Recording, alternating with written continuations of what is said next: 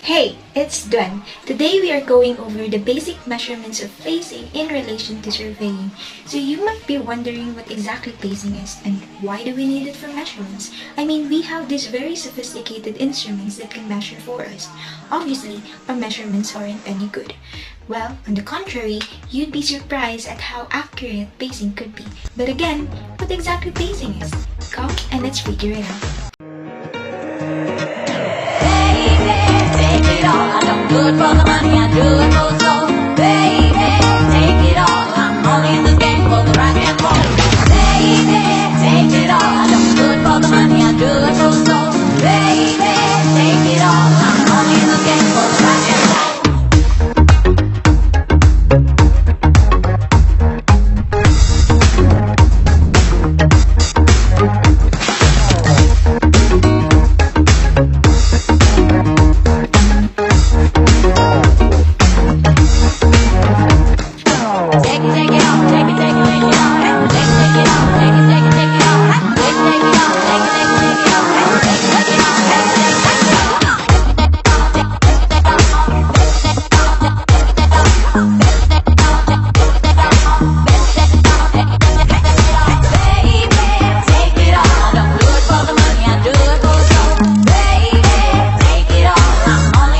For the rock and roll.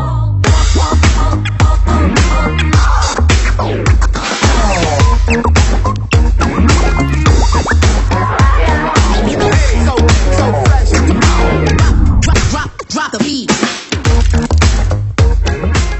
So pacing is the natural steps you take between 2 points in order to measure the distance. By figuring out how far your distance is in meters, you can then now determine the distance between points using pacing. So you're probably wondering what is considered to be a pace. It can vary.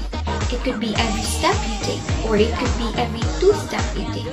The point is, a pace is the natural step you take when you walk.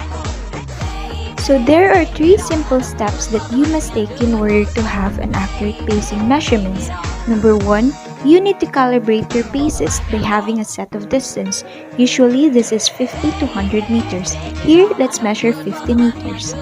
Second, in order to figure out how many paces are in a given distance, we're gonna go ahead and pace. And remember, it should be the natural steps we take. So come and walk with me.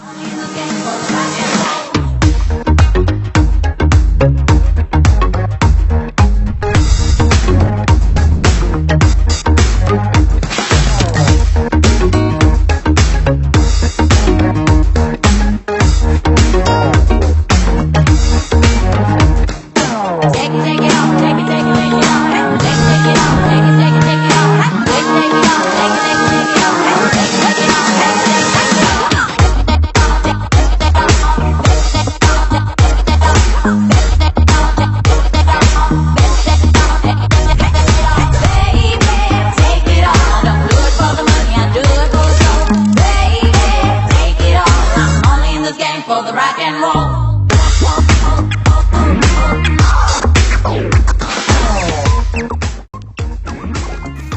And finally, number 3, we're going to calculate our pace factor.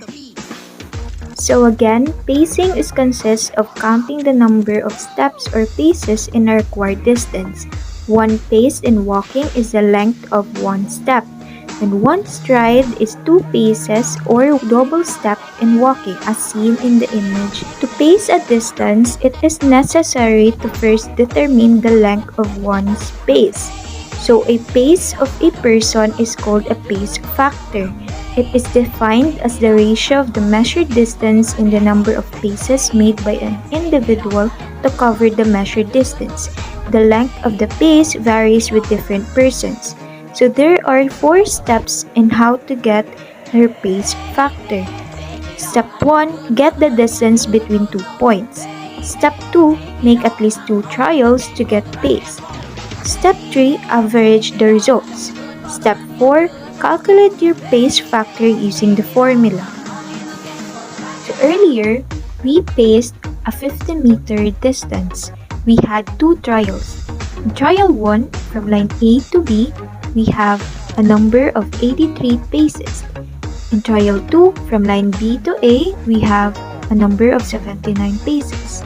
And to get their mean or their average, we just have to add 83 paces plus 79 paces divided by the number of trials, which is 2. So 83 plus 79 is equal to 162 divided by 2, which means the average or the mean of our pacing is 81 paces. So using the formula of getting the pace factor, L over M, which is L length or distance of the line, and M is the mean number of paces, we just have to substitute each given. So our length or distance of line is 50 meters and our mean number of paces is 81 paces. So 50 meter divided by 81 paces, 0.617 meter per pace. So that would be our pace factor. So again, in pacing, we would also be able to calculate the pace distance. For example, in trial 1, from line A to B, we had number of paces 83. In trial 2, from line B to A, we have 79 paces, and our mean paces is 81. And earlier, we calculated the pace factor of 0.617 meter per pace. So to calculate or determine the pace distance if it was not given, let's use the formula mean number of paces multiplied by the pace factor. So the mean number of paces is 81 paces times 0.617 meter per pace is equal to the pace distance of 50 meters. So we have an accurate pace factor and a pace distance using pacing. In measuring distances with different methods of measurements, there will always be a possibility of errors, and these errors may come from different sources. First is instrumental errors. These errors are caused by instruments or equipments used in measuring, such as the incorrect tape lengths of measuring tapes. Second is the natural errors, or it is caused by a natural phenomena in the environment, such as change in temperature or the wind present. Third is a personal error. It is caused by the human observer itself. It might be a limitation of the senses of sight, hearing, and etc. As said earlier, accidental errors exist in all surveying measurements, and their magnitude and frequency are governed by the same general principles of probability. The theory of probability is useful in indicating the precision of results only insofar as they are affected by accidental errors. By applying the principles of probability, measurements containing accidental errors could be adjusted.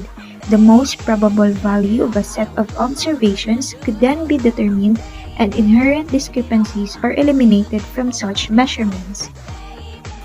So correction due to incorrect tape length. When measuring the distance between 2 points, with a tape too long, add the correction. With a tape too short, subtract the correction. When laying out a line, with a tape too long, subtract the correction. With a tape too short, add the correction. So in calculating the correction due to incorrect tape length, we will be using the said formulas. First, correction is equal to the difference between the total length and the nominal length.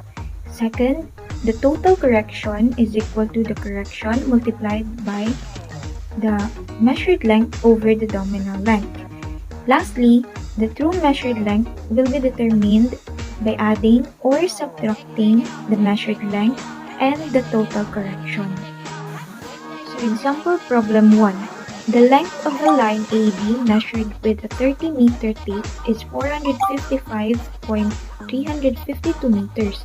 When the tape is compared with a standardized inboard tape, it is found to be 0.026 meter too long in almost the same conditions of support, tension, and temperature existed during the measurement of the line. Determine the correct length of line AB. Since the correction is given with 0.026 meters, we will not be calculating it anymore. Instead, we will be able to calculate the true length using the correction formula. So given as well is the measured length of 455.352 meters and the nominal length of 30 meters. So to calculate the total correction, we will be using the formula of C times ML over NL. So we need to substitute the given to the said formula. So the correction of 0.026 meters times the measured length of 455.352 meters divided by the nominal length 30 meters. So 0.026 meters times 15.1784 meters is equal to 0.395 meters as the total correction. So lastly, to determine the correct length of line AB, we will be using the true measured length formula, which is the ML plus minus the total correction. So measured length of 455.352 meters plus 0.395 meters.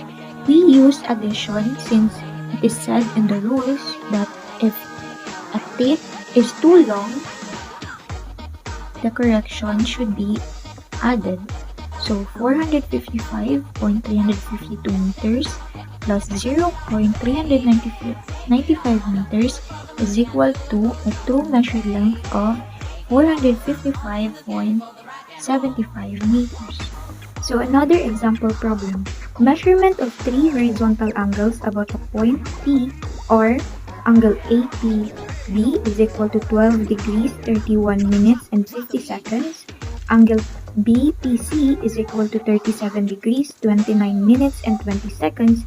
And angle CPD is equal to 47 degrees 36 minutes and 30 seconds. If the measurement of the single angle APD is 97 degrees and 37 minutes, determine the most probable values of the angles.